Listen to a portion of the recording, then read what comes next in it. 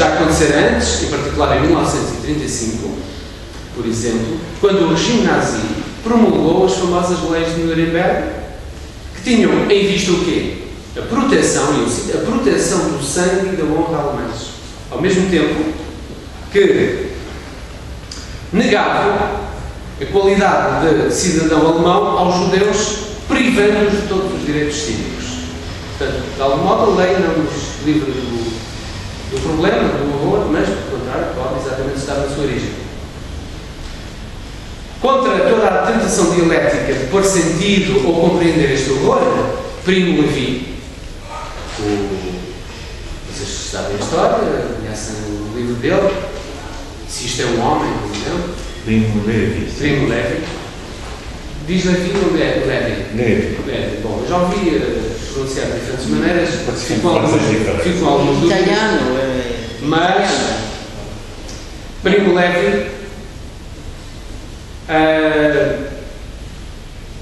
que fez um grande esforço, digamos, nos seus livros sobre o Holocausto, para dizer que ele não pode ser compreendido, quer dizer, lá está, recusando essa via da compreensão, muitas vezes, a Ana Arendt, por exemplo, até certo ponto, pretende isso. Pretende, o que é que aconteceu aqui? Um grande esforço dela. O que é que aconteceu? Nós vimos, em particular, no filme, no contexto do nosso cinema e psicanálise, que, até ao fim, ela buscava compreender o mal, o problema do mal, portanto, de algum modo. Mas, e tinha uma pertinência, claro, mas, neste contexto, de certa maneira, Primo Levi vai numa outra direção, dizendo, forçando a ideia de que ele não deve ser compreendido. E acrescenta, na medida em que compreender, é quase justificado. Diz ele. Ou seja, quando nós vamos pela via da compreensão, de certa maneira, estamos sempre a fixar, estamos sempre a mostrar, a enquadrar exatamente aquilo.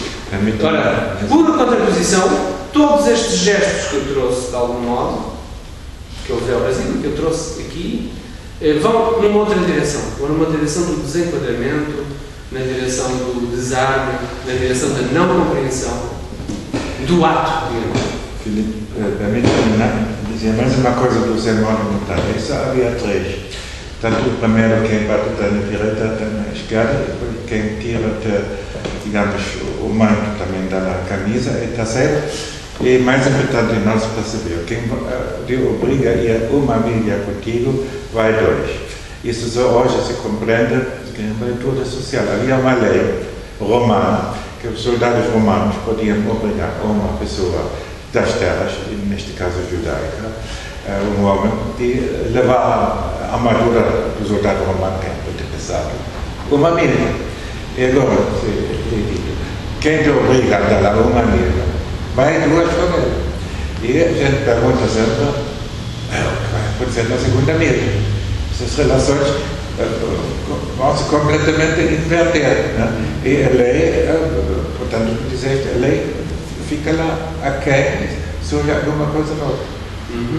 Bom, essa ideia do novo que me interessou também aqui a explorar, quer dizer, aquele novo que já não é enquadrado pela lei, por esta lei, mas que se inventa para além dela, que tem que se inventar para além dela, e que o ato, de algum modo, realiza. E, até respondendo um pouco uma pergunta que veio do Brasil, para eu responder aqui, é nesse contexto que se pode relacionar este amor, este novo amor que a Lúcia nos mostra aqui, com o real sem lei de Lacan. Ou seja, de algum modo, se nós colocarmos a lei do ponto de vista do que ordena, assim, do que suporta também, mas do que enquadra, etc., aqui é como se já nada enquadrasse isto. Porque se nós formos para essa via, tudo o que enquadra isso são razões muito razoáveis, podemos, passa a expressão, mas que nos colocam ainda no passado, naquilo que, quase como se fôssemos por essa via, tivéssemos a repetir o mesmo e não a repetir diferente. Como diria Deleuze, repetição, diferença e repetição. Ou seja, como se houvesse aqui não a repetição do mesmo, mas uma repetição de algo que pretende abrir uma via nova. Uma via nova ainda não enquadrada precisamente pela lei, no sentido pela compreensão. Bom, e foi aqui que eu concluí, ou seja, dizia, comecemos então, era a minha proposta, e a minha proposta por não compreender.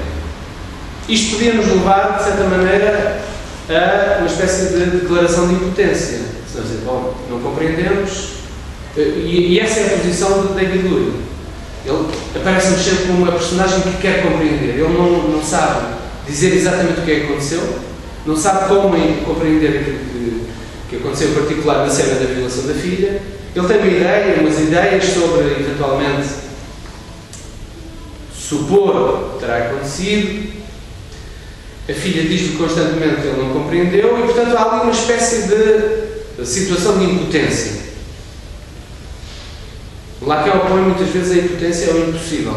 Quer dizer, se nós, esta declaração, esta ideia de que não devemos compreender, nos coloca, ou fosse vista sob uma forma de impotência, então nós estaríamos um pouco identificados com esta posição de David Lurie. Ele quer compreender, mas não compreende. É impotente para compreender.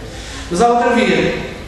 Há outra via que vai, já não na direção da impotência, mas precisamente do que Lacan chama o impossível, o real. Ou seja, é uma oportunidade, não compreender, é uma oportunidade para tocar num real desprovido de sentido. Eu aqui referia-me em particular a um texto muito importante do Jacques Alain Miller, em que ele termina, aliás, todo esse texto está construído também nesse sentido do que vai pela via do sentido e do que finalmente, e que isso é sempre uma via de proteção, ou seja, a via do sentido é algo que nos protege do real. É um pouco a tese do Miller nesse texto, e portanto, eu agora estava a tentar lembrar do texto, foi aquele da apresentação do último congresso da Associação Mundial de Psicanálise ou do congresso realizado em Atenas. Eles já disseram, sim, o Liga de Santorum. Bom, sim, é uma tese que tem sido repetida por Jacques Alain Miller muitas vezes. Aliás, até podíamos dizer que a maior parte das últimas intervenções, dos últimos textos, todo o trabalho que eu tenho feito no curso de orientação lacaniana vai nesse sentido, ou seja, como se houvesse aqui uma cada vez mais oportuna e eficaz leitura do último Lacan, precisamente como opondo real, sem sentido e sem lei, a toda a via da compreensão e do sentido. E neste texto em particular, apareceu, aliás, eu tenho aqui a referência, este texto eu cito a partir do Early Burley, que é a revista da NLS. O último número da Early Burley traz este texto do Miller, só para já te deixo falar, só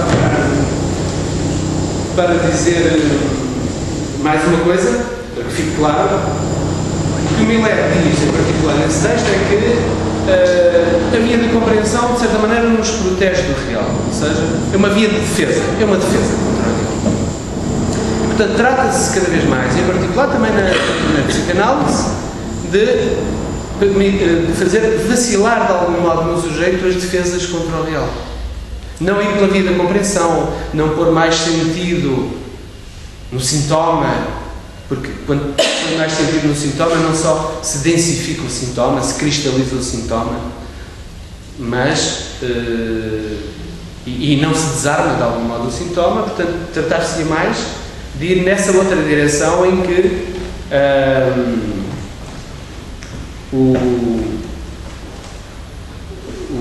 já não nos protegemos de algum modo desse real, mas pelo contrário se abre uma porta, se dá uma oportunidade nesse real. E por isso é que eu dizia, para concluir, que não se trata de compreender, não se trata de ir pela via do sentido, mas antes de dar uma oportunidade para tocar no real desprovido de sentido. Bom, creio que fico por aqui.